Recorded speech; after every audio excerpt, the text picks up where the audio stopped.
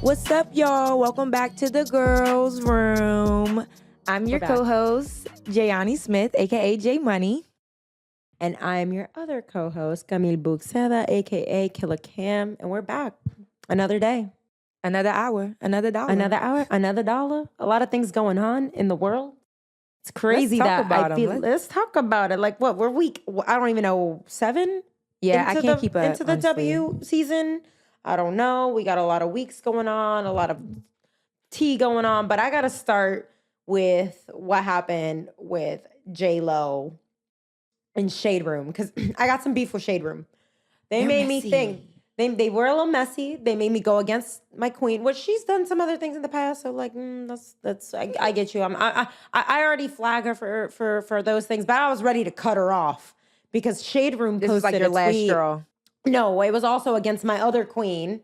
So that's why I was like, they said Jennifer Lopez says that sharing the Super Bowl stage with Shakira was, quote, the worst idea in the world in her Netflix documentary. And Shakira, by the way, was the first cassette I ever owned when I was a little girl. Like, it was literally the first musician I ever owned. And it was her Spanish album from way back in the day. And so when I saw this, I was like, yo, what? Like, I was ready to go throw hands with J-Lo. No, you're not going to go at Shakira like that. Wait, but didn't you said they came back afterwards and like corrected, or did you watch the Netflix documentary, or what really happened? I know. I haven't watched the documentary in full yet. I watched the clip though. They pulled the quote from her manager, which so now they're misleading. She didn't even say it. Yep. Yeah, she didn't even say it. It was her manager. And not only that, she actually had no problem with Shakira. It was never directed at Shakira. It was all focused on the NFL because, again, in their planning of the event, normally, and how it's gone in years past, minus this year, because it had multiple artists this year, it was always one artist or one group, and they would invite whatever features and guests they wanted to be a part of the show. This one, the NFL, and again, we're only hearing what J-Lo's team has to say. We're not fully sure of how everything happened, so I'll just go with that preface. But yeah. Exactly, they were basically, the NFL had the idea that, we don't know if one Latin woman would be enough. Let's get another. So they had this mindset, especially being in Miami, heavily Latin community, invested, heavily Latin community in Miami. And I mean, from across all different areas, from, you've got Cuban, Dominican, Puerto Rican, Colombian, you've got so many settle in Miami. And so there was, let's bring in Shakira, who is just another icon in itself.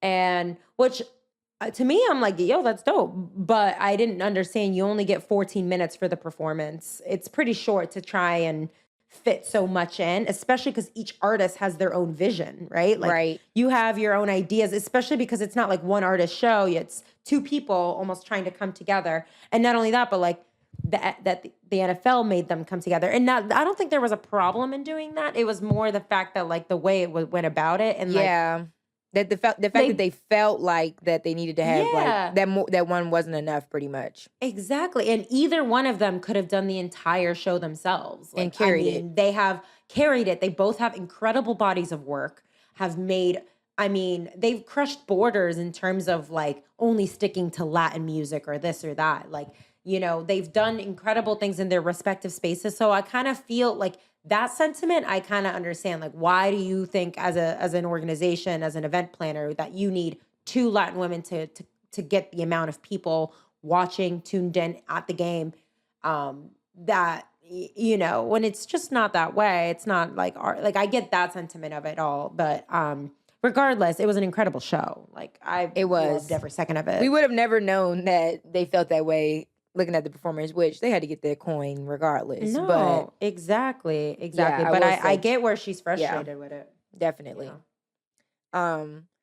And I guess this is a little bit more of a more serious topic. Mm-hmm. But I feel like we have to touch on it. You're gonna have to correct me on this. Who announced? It was announced that BG's detention will be extended, I believe, for until July the 2nd, maybe. Yeah, the Russian government, the Kremlin actually announced it. So Yeah. it's really hard news to take. Um, the reason I really wanted to talk about this beyond obviously it being no news, if you guys haven't already, definitely please go to wearebg.org to get all your details. But the reason I wanted to talk about it as well is because I saw a really helpful a Twitter thread from a professor that's really well known and or really well versed in diplomacy and international relations and so many more things that are going into the situation beyond anything we know. Um, and so one of the things that she actually mentioned, and it's her name is Kimberly St. Julian Varnon. If you haven't already, please definitely go check out her Twitter. She is a UPenn PhD student. I mean, she studies in race and blackness in the USSR. She focuses on actually studies in Russia and a lot of these countries that are not necessarily, again, not just the States. And so one thing she mentioned was within her thread was BG is probably, in quote, I'll quote this, BG is probably the highest profile American to be held in Russian custody since Putin's reign began. Tie this to the fact that she was detained around the beginning of the latest Russian war. It's a unique case, right? So there's a lot of there's a lot of nuances to this whole process. The Russian legal system's not the same as ours. They really don't have jury trials. There's no like set up democracy or a diplomatic democracy to really handle these types of situations. So there's a lot of nuances in this. I think one of the most interesting things that she said was, I'm reading through it right now. So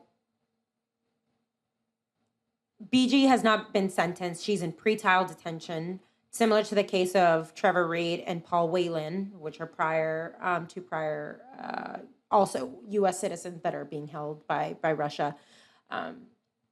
Diplomatic channels and dealings have all been under the table, but this war changed everything. So BG's fate is really tied to what's happening with Ukraine. And the expectations, especially from Russia, that the exchange for her will be high. So there's just a lot of nuances to this all. I just highly suggest everyone really go educate yourselves. Again, contact your local leaders. Let them be known. We want BG home by all in any circumstances. So a lot of information out there. Just try and do your best to, again, fully understand the situation. Educate yourself and really understand the situation. It's truly a tragedy. We're wanting to support, BG in whatever way we can, especially her family, and really just continuing to remind the world, bring BG home. This needs to be top of mind, first, foremost, and always, which I feel like can be difficult with the way media works and with the way the world events are happening on a daily basis. So for our listeners, please visit wearebg.org and make sure to catch up on any of the latest news that comes to her detainment, as well as contacting your local leaders. Yeah, and I just wanted to touch on a point that she made too, but just with her saying that her fate was tied to the war in Ukraine is so scary to think about, but that's literally the reason why she was trying to come home. I don't think any of them were planning to come home that soon with the season still underway.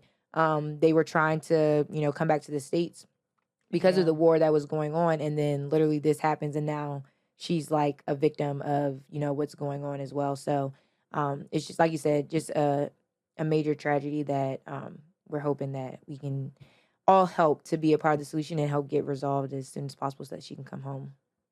So like I mentioned, and we're going to say it every 5 seconds, wearebg.org. Go bring her home. Read everything you can, and let's help bring her home. Yeah. But in some fun news, we got to see Game 5 of the NBA Finals 2 days ago now.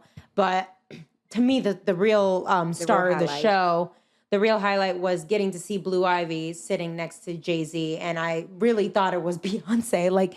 I know she's insane. She looks so much like twins her now. Yes, they're literally twins. It is so cool to see how she's finding her own style as a young girl, young woman, kind of growing up and I can't imagine how difficult it is growing up in this social Like media time and like you got everyone around you. But the funniest part is when they showed the camera, she was like, "Dad, stop!" Like you she can was see it like, under my her hair, breath. you're messing up.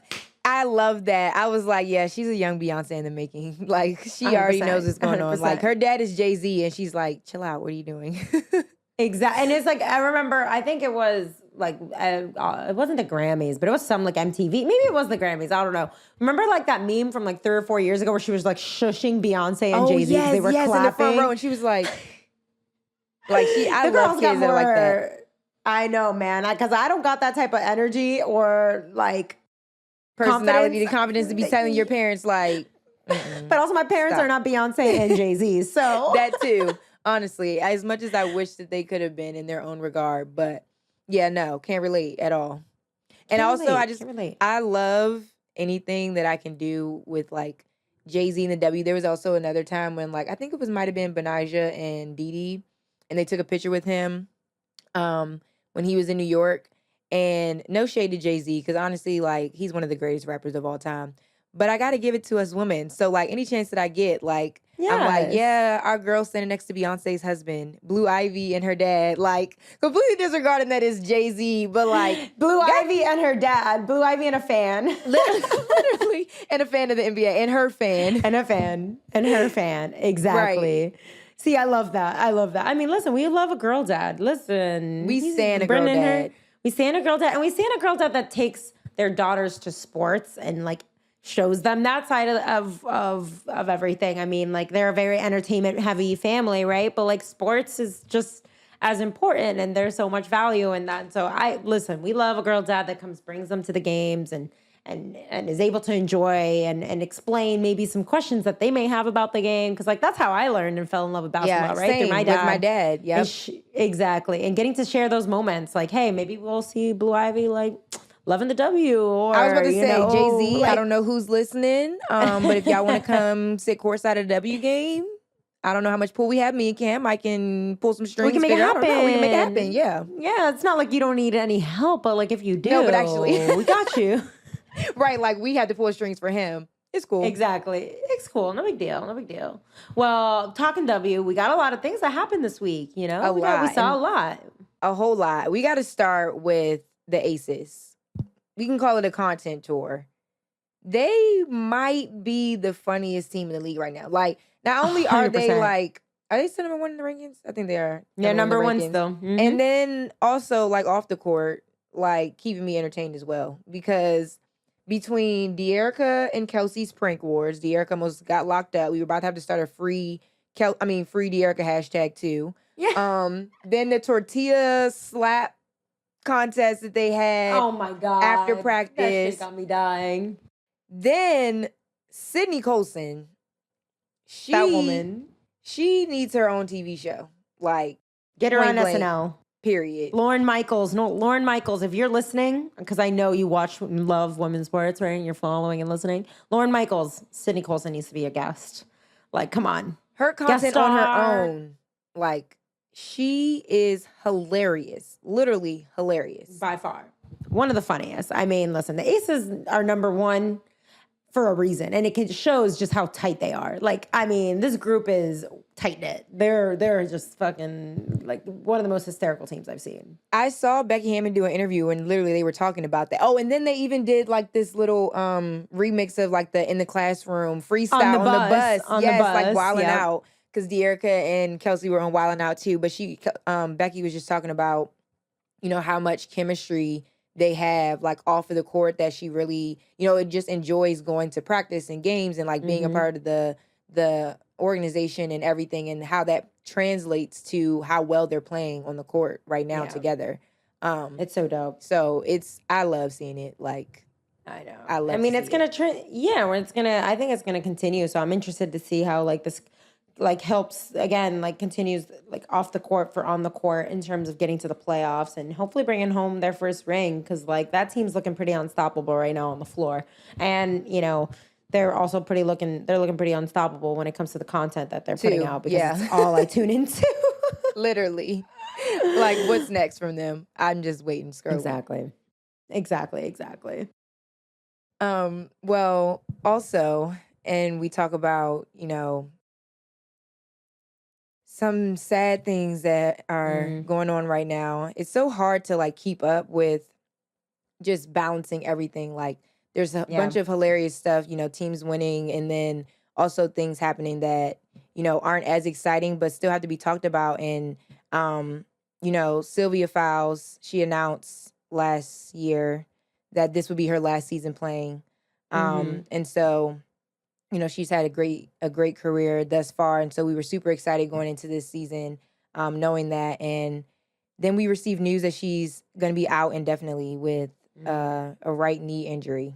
Sucks, man. It really it's awful sucks. to see. It was so. And we were talking about like Minnesota and everything that they were going through with like team personnel and everything like that, and then this happens. Like, it's just really hard. Yeah, I know, it's heartbreaking, and it's something that I feel like the whole league is struggling with. I mean, I know so many love Syl. She really is a mentor, a role model, and an icon for so many of these young players entering the league. And so it's hard to see someone that you follow and love so much to unfortunately, suffer an injury like that. Hopefully we get to see her before the end of the season. That's the hope, I think, across the board.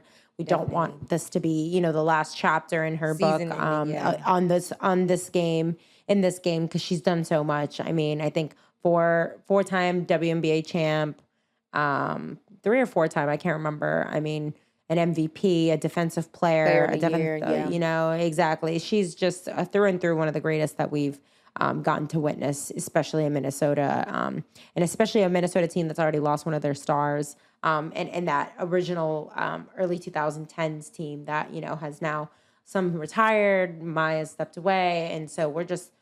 Hopefully we get to see her one more time. I think we will regardless. Praying for a speedy recovery for Syl. And hopefully she's able to make it back to the court sooner rather than later. I keep hitting things. I'm so sorry. I know our editors are going to be really happy when I would say I keep swinging around in my chair and like I need to get back in the gym. My arm is hurting from holding the microphone in one hand. I'm using I'm literally using like the table as like my stand. Your no stand. one knows that. Well, now you do. Now they do. Enjoy. We're giving away all the secrets on here. We're giving away all the secrets today. But another thing that we saw that was at least pretty cool and like an upswing, another new center got her first dunk in the WNBA, a walk. She threw it down. Yeah, and I just want to talk about it. Like, and I hate that I have to do this when we're talking about something so positive. The haters in the comments, like, can y'all get a life? Like, y'all are probably listening because at this point, you guys follow us and then want to just hate in the comments. I don't even understand. So you're probably listening right now, which, like, thank you. Hope you're subscribed as well. But, they were like, oh, that wasn't even a layup. I mean, that wasn't even a dunk. That was a layup. She barely touched the rim. Can you even touch the net? That's what I'm wondering. Right. You can't, obviously. You don't got dunks like that, so why are you hating? Why are you hating? Why are you hating from outside the club? Right. You can't even get in. Yes, like, we were on that. We got that. No, it's just, it's ridiculous. The same thing. But I know. Okay. Like, can we just celebrate? Because then they'll be the first ones to say, like, oh, we don't watch the WNBA because girls can't dunk. Then they do it. Now you got to find something else to say. You got to come up with a new argument. It's like, oh, there's not a good enough dunk. Like, right. Get out of here. Like, bye. Stop complaining over things that, like, one thing, like, if it's not for you, it's not for you. It's fine. Like, get out. Like, we don't need you anyways. Like, it's just, like, weak energy. And it's, like, weak because they're taking the time out of their day to even comment that.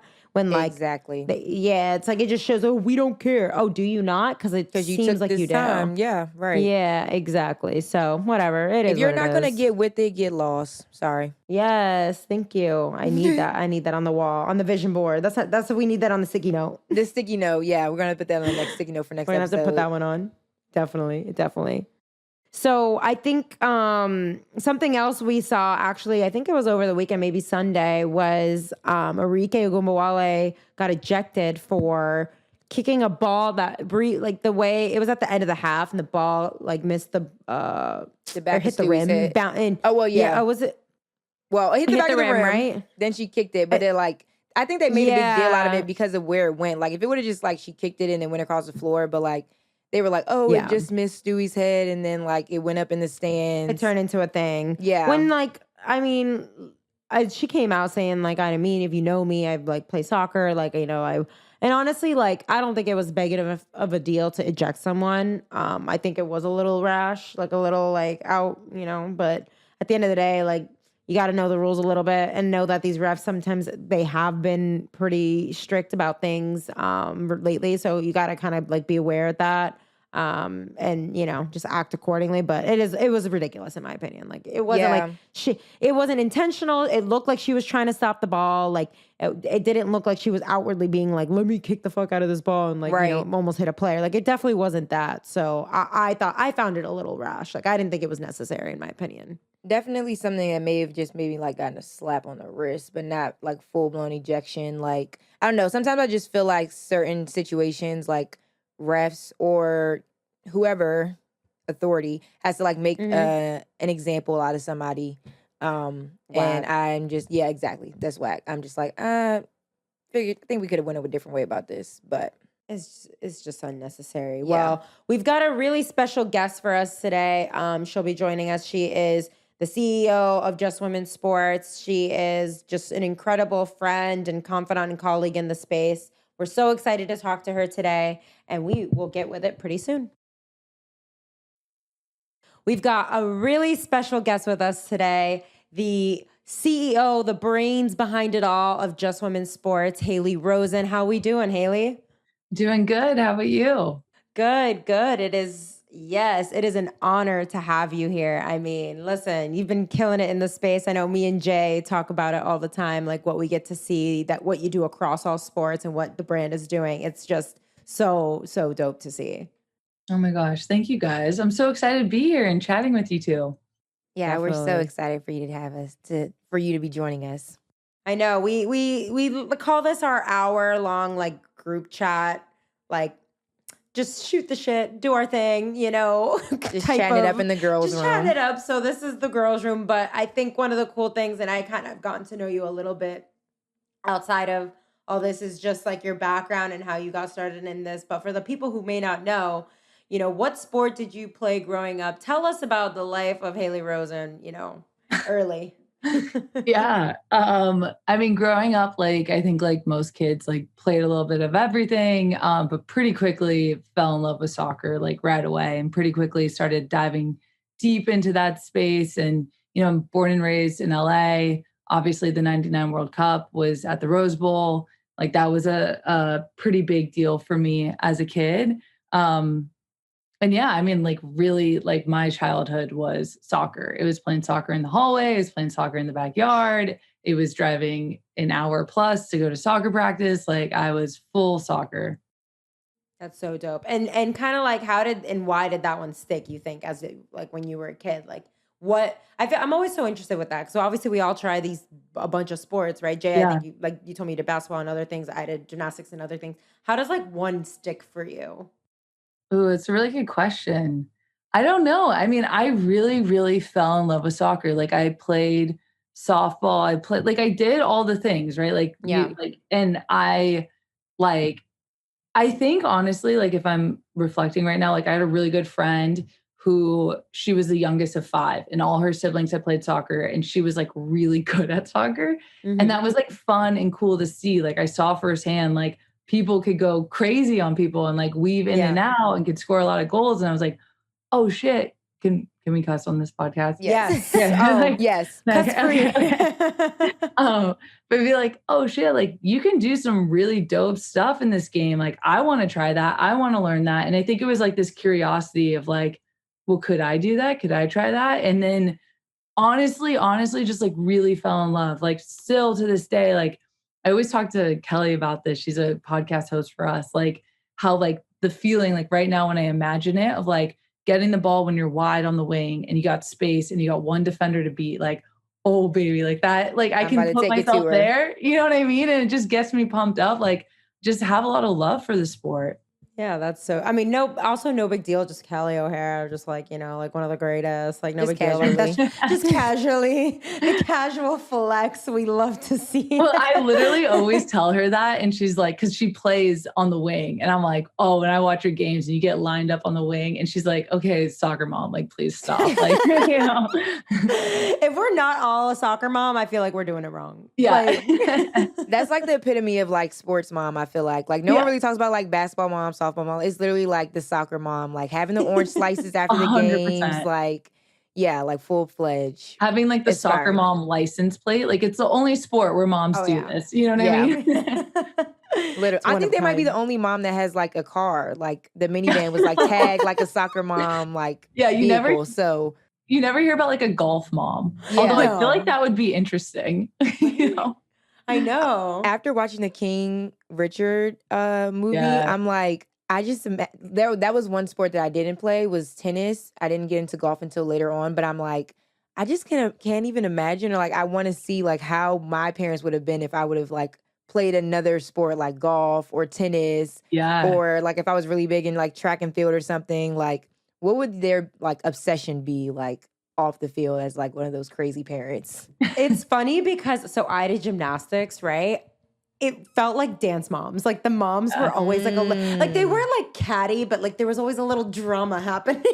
And I look back on it now and it's so funny because it's just like it's such like a dance mom style of thing to happen. But it is so interesting how they vary from sport to sport, like parents, the process, everything that kind of goes along with it, which always kind of makes me think like, is it why certain sports stick more than others for kids? It's so interesting because like, I mean, we both work in women's sports. We all work in trying to grow our games respectively. Like it starts with kids, right? So how do we get them involved and kind of keep them as well? Keep them there and involved.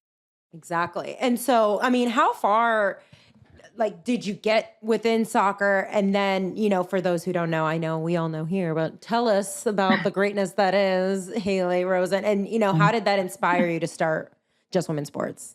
Yeah, I mean, so I like fell in love with soccer, played it competitively, and that was most of my childhood. And then went on to play in college, and then played professionally for a little bit in the U.S. and abroad. And that experience is really what led me to starting Just Women's Sports. I feel like we've talked about this before, but just like seeing the momentum firsthand. And I played at Stanford, and when I was there, they had to expand the soccer stadium twice because it was because of us, because we kept selling it out. People kept showing up. Like I remember there was one game and I forgot to leave tickets for my parents and like they could not get in. And I had to be like, hey, they're my parents. Can they they flew up? Can they please come watch the game? So like a lot of interest in like, I think, that was really influential to me too, because we were probably, I think some people will come after me for this, but like we were probably the second most popular team on campus behind the football team. And like that was women's soccer. You could see that there's something there. And that was true in the US professionally and abroad professionally. Like people were showing up and getting excited about it. And you could just feel like there's an energy here. Like people are stoked on this. And for me, I had to retire much sooner than I would have admittedly liked. And I started working. I moved to San Francisco and was working in tech and kind of thought, my sports days were well behind me. And I'm going to be a grown up and I'm going to work and do this whole thing. But I still cared a lot, right? Like I still loved soccer and I still love sports. I had a lot of friends that were playing professionally in the WNBA, NWSL, on the, playing tennis. And I wanted to follow along and I just honestly couldn't do it. Like I could not see it was really hard to watch the games or just see, did my friend get traded? Who won? Like who's playing well? Like just total lack of coverage, which we all know. That's why we all do what we do. It's like 4% of sports coverage is dedicated to women's sports. So total lack of coverage. But then, and we've talked about this a lot, but like on the other side, because I was digging in and like actively trying to figure out like what's going on here, like what's happening in women's sports, everything I was seeing was really young. It was hyper feminine. It was a lot of lifestyle content. And I was just like, where are the sports? Like where are the stats and the highlights and who's at the top? Like, where are the sports? And that's the whole idea for Just Women's Sports. We are literally exactly what our name says, just women's sports, and that's really what we want to solve and build for. Yeah, that's super dope. And I know you guys started in 2020, which crazy time to think about, like going back then, the pandemic starting and everything. But just kind of talk to us a little bit about, what were some of those first moments of starting and like kind of how you kind of, went through an experience like launching a company in the midst of a pandemic as well. Oh man. I mean, I feel like this is also probably similar to you guys with WSLAM. Like, the thesis has always been the same that like we believe that there's women's sports can be big and women's sports will be big and that women's sports needs media coverage. Like that has always been the thesis. Then how do you get there? And like what channels do you build for? What is going from 0 to 1? Like, that was a huge question. And so like, we definitely took some missteps. We've definitely tried a lot that hasn't worked, but really believe like from kind of a strategy perspective that social is a great equalizer in women's sports. It's really, really hard to say that people don't care about women's sports when you have athletes that have millions of followers and you have leagues that have millions of followers and people are engaging and excited about it. And so, for us in 2020, it was like a slow turn on and just kind of getting Instagram going, Twitter kind of going. And our first like really official launch was Kelly O'Hara's podcast. At the time, it was called the Just Women's Sports Podcast. And that was like for us, like, all right, we're here, we're turning on, we're going after this. That's super dope. I love that. And I think listen, I always think about this when I think about CEOs and startups and whatnot, like there's a napkin moment. We got to know. There's a napkin moment where like the idea came and I'm like, oh, this is how, and you write it down on a napkin. I'm just saying, I don't know. I call it that. I don't even know if that's a real term. But what was that napkin moment like for you when you were like, okay, this is what I want. I think I could do it this way. And how did you like go about executing? Because like, it came with raising capital and figuring out employees and a team and like, building the right people around you that would help achieve what your vision and goal is for this. Yeah, that is a really funny way to put that. And I like really love that. So honestly, you guys will appreciate this because I know you spend a lot of time in New York, but I was really like, I'd left playing, I was working in tech, but like missing women's sports and thinking so much about women's sports and thinking like, man, like when I was inside of this, like there was so much happening and now I'm outside of it and it is just dark. And like, this just feels like an opportunity and like thinking about different ways to approach it, thinking about different opportunities within the space. I had thought about, like, I was thinking about it and my napkin moment was in the back of a cab in New York City. House of Highlights had just sold to Bleacher Report. Wow. And someone was saying, we were talking about it, and I think House of Highlights is dope. I think they've like changed the game on like social media and sports. And I was like, well, why don't they do that for women's sports? Why doesn't someone do that for women's sports? And literally I was with my now fiance at the time, and he was like, you could do that. It's just an Instagram account. Like, why don't you start it? And in the back of the cab, couple drinks deep, grabbed the Just Sports handle. And like, it was like, we didn't know. It was like, all right, what is it? It's just going to be women's sports. So Just Women's Sports. And I love this. literally got going that way. Like it started by just posting women's sports highlights. And like, you guys, like if anyone has seen my personal Instagram account, like it is not worth following. Like I did not know much about. Give yourself a little bit more credit. Come on now. But like, it really organically, we just started going like 0 to 30K, 30K to 60K. Like there was something there. And for me, that was like, okay, like I've been thinking about this. This is my proof of concept. Like, here we go. That's so dope. I love that. I mean, listen, the best stories come from a couple drinks deep. No, honestly, I was just about to say, like, especially working in sports, you have to work like almost 24/7, not really, but like you also have to find time to like live your life too. And it's like, so I might be at the bar with my friends and like there's breaking news or like something just popped off. Now you got to figure out like how I'm gonna let everybody know. So, oh man, you're making me nervous about our social team. Now what posts are drunk posts? You won't know from our end either. Yeah. It's a secret you'll never guessing. Yeah. Just know some of our greatest content has probably came over a couple of drinks. A couple margaritas. Listen, I struggle with captions sometimes. Same. And then just like that first one gets the brain going. I'm like, yeah, the motor's I got it. The motor's running. I don't got to worry about it as much. It's that liquid courage. When you're like double thinking or like triple thinking, like, does this sound right? Meanwhile, you had 3 margaritas. You're like, oh, this is great. This is his. This it. Guys, I'm just going to comment on every post. How many drinks deep? Like, please. And we're going to have to respond. No, Jay, we're going to have to start that now. Now that it's out there. Now. And doing it the same on Just Women's. We'll just go back and forth. We'll Literally, that'll be like our insider. Just put a number. That's your guess. Oh, exactly. Exactly. It's like when people comment and they're like, first comment, we're just commenting like how many drinks you've had. Yeah.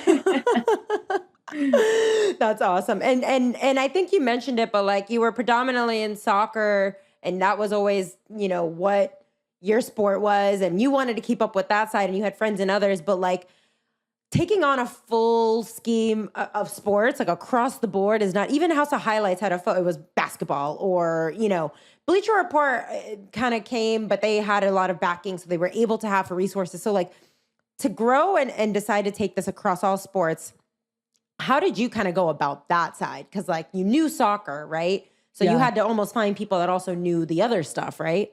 Yeah.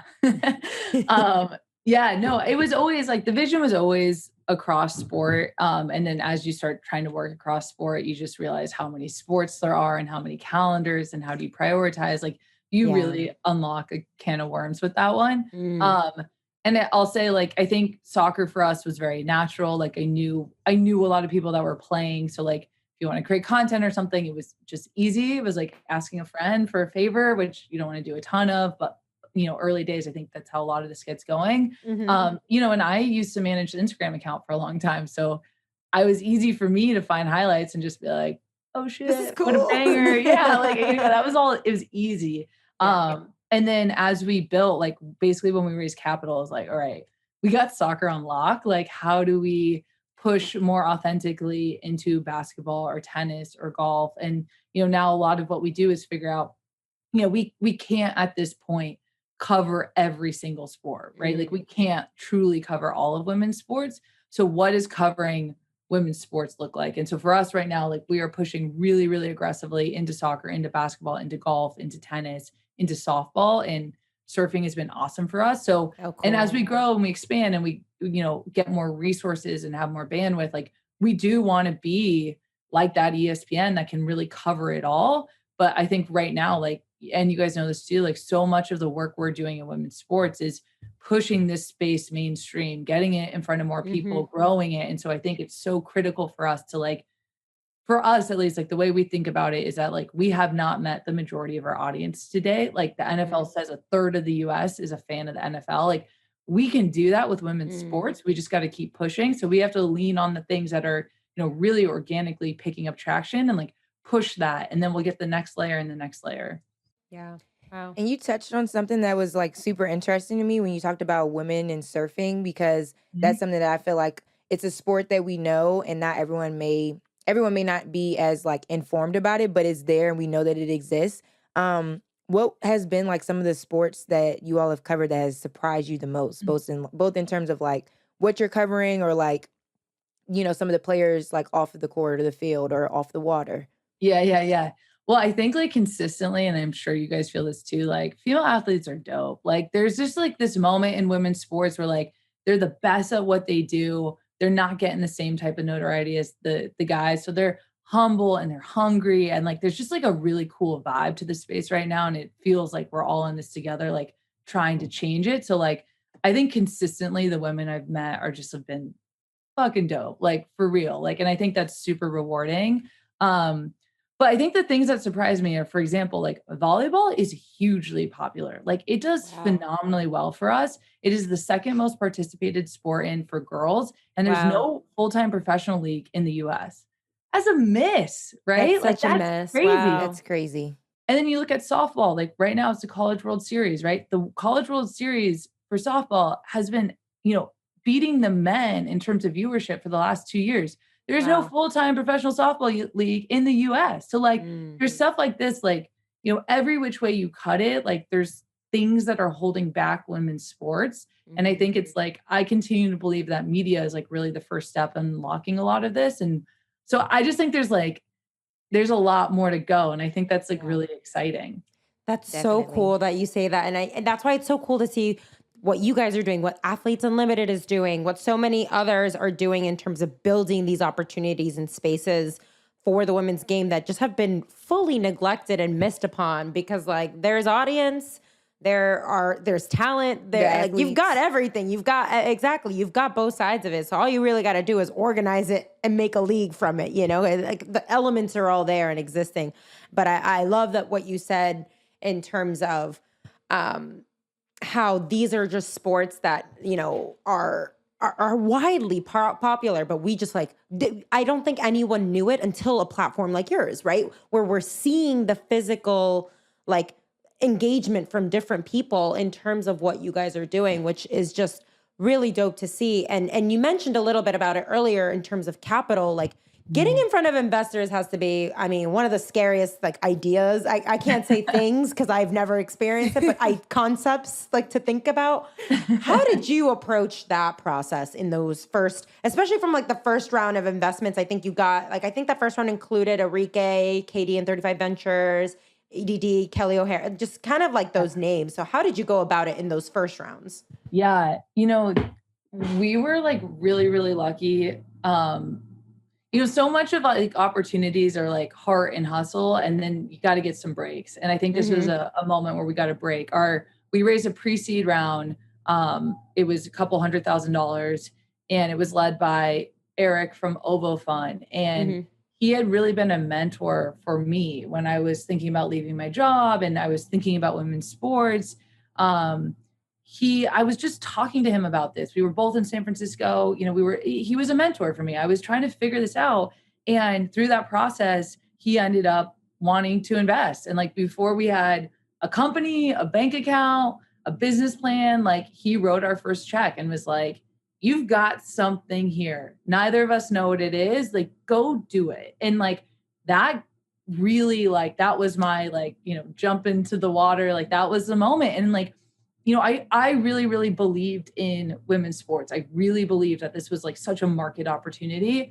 I think I maybe didn't believe in myself that much at that time. So I think having him say, no, I believe in this opportunity and I believe in you, like that gave me the push. And so like once we had that, like, you know, once you get that first venture check, like you're in the venture game. So then we did have to fundraise. And I was fortunate that I had you know, I had already had that experience. I sort of knew what I needed to do from him of like, you know, here are the materials you need to prepare. Here are the questions they're going to ask. And there's a lot of learning lessons. Like I'm sure there's VCs who were like, oh yeah, I met that kid. That was messy. Like you get better as you go and you kind of learn and figure it out. But I think for us, it's like, I feel like this massive sense of like clarity and purpose when it comes to just women's sports. So it feels like this is a part of my job to like unlock the rest of it. And so like, let's go get it done, you know? That's dope. That's super awesome. And I can only imagine, I can't remember. And if you don't want me to tell this story, we can cut it out. But I remember you told me that you got the check and you didn't have an LLC yet. You were like, I don't know what to do with this check. No, it was a physical, he had to write a physical check and I like held on to it and I was like, it was $400,000. I was like, the more money I've ever seen in my life. And I'm like, what do I do with it? Oh man. And how old were you then? Oh, 26. Oh my God. 20. God. I know. I was like, should I just skip town? Sorry. I never said that. No, that's, I mean, the fear, insane. That's insane. I can't imagine at 26 being, you know, like so having someone believe in you like that, to physically invest and say, okay, I know what you're doing. I believe in what you're doing. I've heard everything you've got. I want to see it happen now.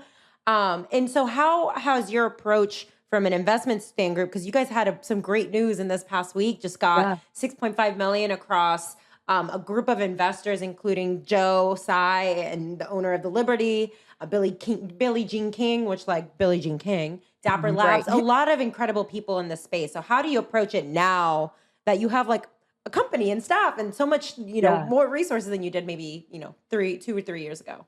Yeah, it's a totally different game now. Like when I was first starting out, like it was so much convincing people about the space of women's sports. And like a lot of the early feedback was like, is this a business? Like, is women's sports a business? This feels like a nonprofit. Like, why don't you cover what these women are wearing? Or like, lifestyle content, which like, again, we have talked, I know, Yeah, I know yeah. this is a podcast, but everyone's making unhappy faces. Like, I and that's know. really like that, but that was like, I mean, that's how I felt on those calls. I was Yeah. like, God. And like, so much of like the early decks I built were about women's sports and like, hey, here are the numbers around it. And, here's the viewership, here's the attendance numbers, like, here's the sponsorship numbers, like just literally fighting for women's sports, which was always really frustrating because I was like, you guys, like, this is happening. And like, let's argue and debate the business plan and like all that. But like, it's frustrating that like, and this continues to be a frustration for me.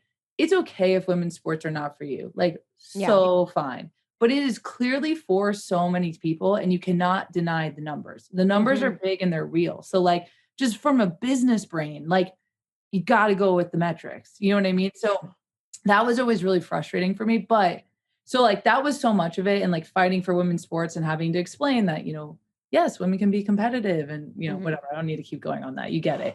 But what's changed is I think I'd be curious if you guys are seeing this too at WSLAM. Like it feels like in the last 6 months, like people are getting it. Like the conversation is not why women's sports. It's like, okay, what are you doing in women's sports? And like, what is your strategy? And like, where does it go from here? And like, that was true with investors and that was been true with sponsors too. Are you guys 100%? well? It's funny you say that because I think what I'm seeing and feeling as of late, because W's about 3 years old. Just Women. I mean, you guys had the idea longer, but I think we launched similar timelines. I think a similar time, yeah. So, and it's interesting because like before us, there was Overtime women's basketball. So it's funny because I'm starting to see now that the people that want certain things out of their sports, they have options to follow. Like it's no longer they come to us for just the sports analysis or results or whatever it may be. Like, you can go to Just Women's Sports. You can go to, I mean, even ESPNW, which has really raised what they've been doing in the last 3 years.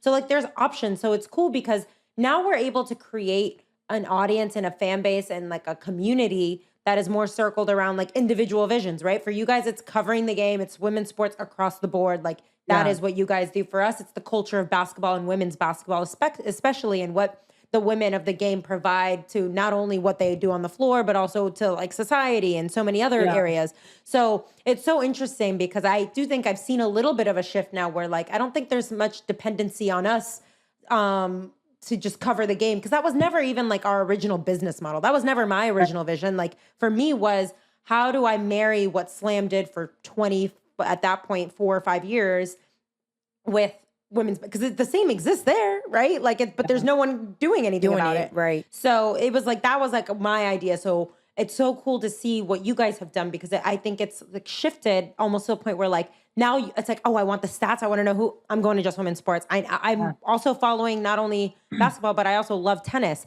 How is Coco doing at Wimbledon? I can tune into Just Women's Sports. So it's really exciting to see just like a little bit of that shift in like focus because people have options now. Yeah, I totally agree with that. And like, first off, you guys have been super nice to me today. Like we're such huge fans of what you do and WSLAM. There's so much like swagger and energy that comes from everything you do. And it's so authentic and real and like love what you guys do. And then obviously like our head of content is Ben Osborne, who is a, big guy at Slam for a long time. Like we got a lot of love for Slam and especially WSLAM. So like, just want to give you two in particular, like so much props, like love what you guys do. Thank you. But I agree with what you're saying though, because I think like when we launch too, like no brand can be everything to everyone. You know what I mean? And I think that like, we got to get out of this mindset that like, I think there was initially a period of time as these women's sports specific platforms were popping up. It was like, oh, who's going to win? But you look at the guys' side, like there's dozens upon dozens of very successful media brands because there's so many little niches in the market. I shouldn't even say little. There's like large chunks of space that people can grab. And so like women's sports needs that too. Yeah. Like we can't be like women's sports and like want to give you like the highlights and the stats and the sports and go super, super deep on like basketball culture. Right. But like someone's got to go deep on basketball culture.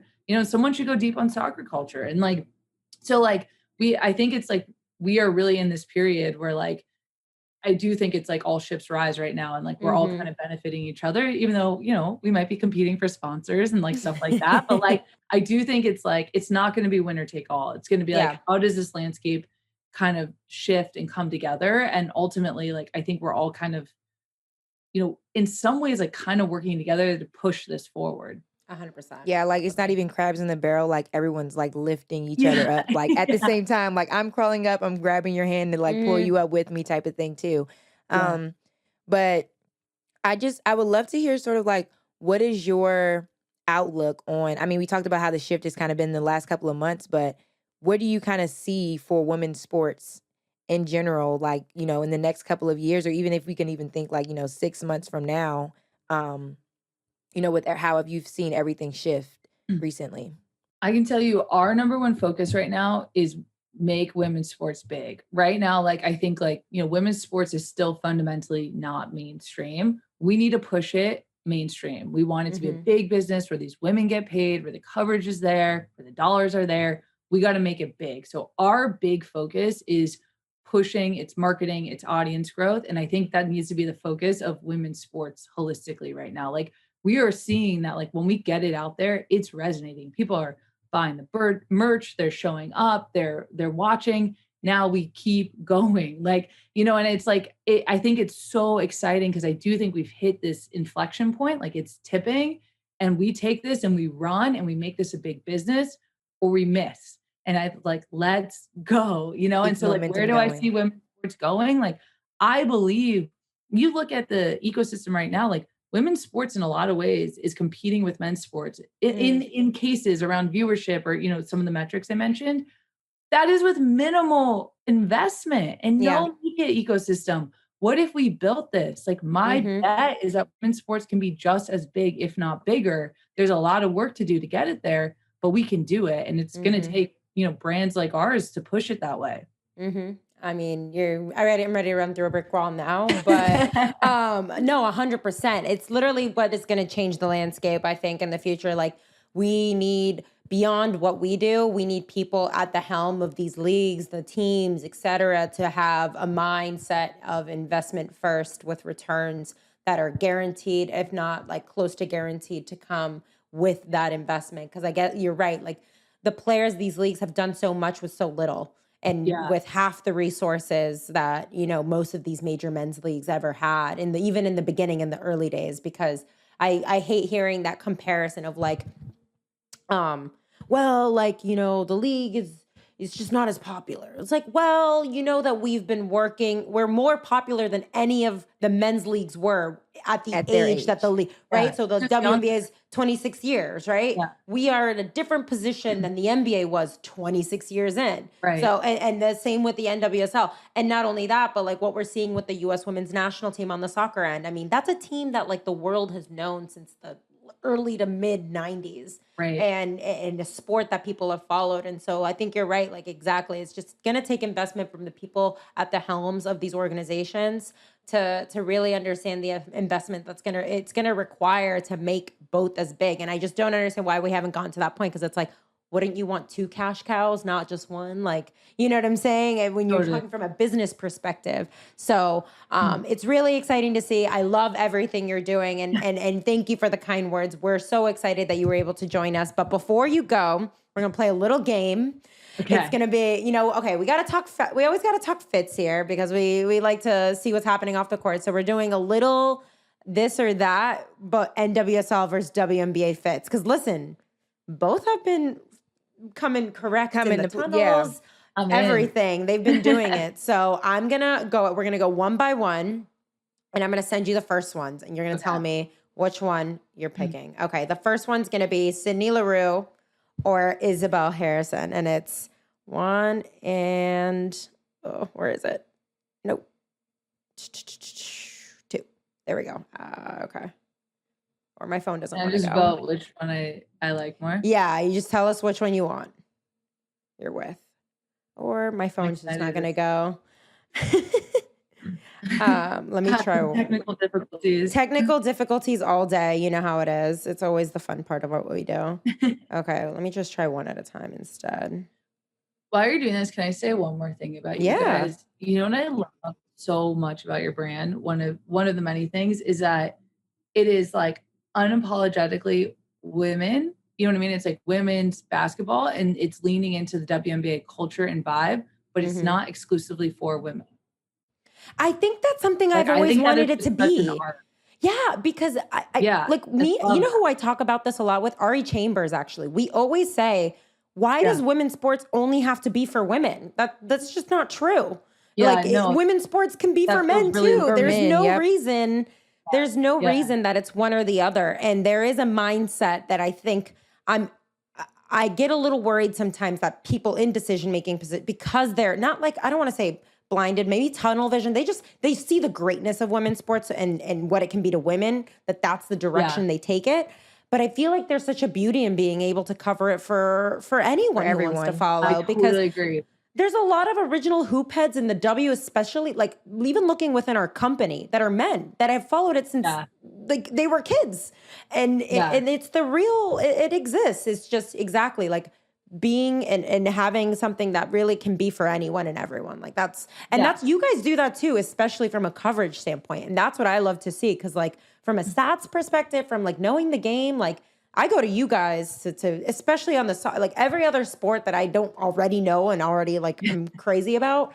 I go to you guys for that stuff, especially like tennis and women's and golf and soccer, like sports that I just like I'm starting to follow more now consistently than I ever have. Yeah. So thank you for the kind words, but I'm going to throw them right back at you. No, I love that. And I think it's important because I do think it's a limiting mindset to be like women's sports are for women. Why? Yeah. There's no okay, reason. anyways, these okay. Let me tell you. All right. Okay, these are both super dope. So I hate to even choose, but like I gotta give Sid credit for like just rocking the Prada head to toe. I know. That's like the hard. That's lame?